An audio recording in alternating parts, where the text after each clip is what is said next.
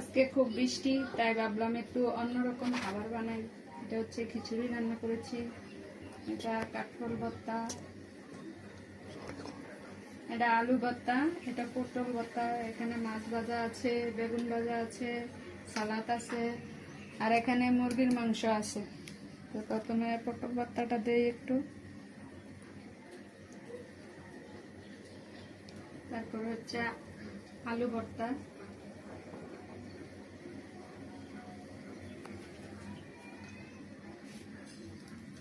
তারপরে হচ্ছে কাঁকরোল ভর্তা,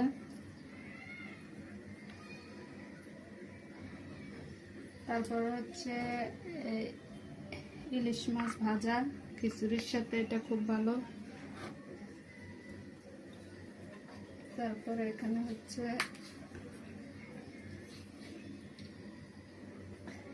বেগুন ভাজাটা ভেঙে আছে আর কি। এখানে হচ্ছে বেগুন ভাজা, সালাদ আছে।